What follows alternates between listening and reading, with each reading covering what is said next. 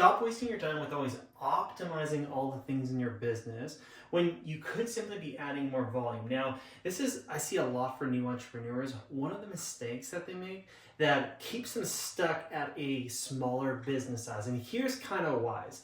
A lot of people think, oh, if I just always optimize things, my sales process or my content or whatever it might be, that I'm just going to get a little bit more juice out of things. But optimizing is cutting your budget.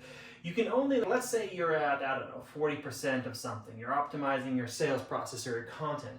If you go ahead and optimize it to, let's say, 80%, great, you might get some better results, but guess what? You can't keep optimizing and always be increasing more results. Because optimizing of anything, there comes a point of basically we're getting returns that are not worth the effort anymore.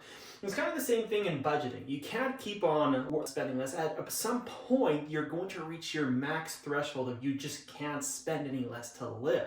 It's the same thing with optimizing for your business. So, what a lot of you new entrepreneurs need to think about, a lot of coaches, is to think about just how can I add more volume? Because there are limitless ways to add more volume, right? You could post more. You could message more people. You could spend more money on ads. You could do joint ventures. You could collaborate with people. You could add a new social media channel. You can hire people to delegate and do more things for you. You can get affiliates to sell your stuff for you. There's always more that you can add to the volume side of your business. So when you're a new entrepreneur, and get to a place where obviously you're still converting clients, right? You can't be at a place of like converting 5% of your sales calls. So you want to get to a place where you're fairly good at marketing and sales. But then for most of you, it's going to be a game of just adding in more to your day-to-day, adding in more volume to things. Because basically in business, for a lot of you, either how to grow is do things better, do things more, or get someone else to do those things, right? And for a lot of you, you focus on the perfecting and optimizing. You're like, it's gonna make it more efficient. And I love efficiency, don't get me wrong.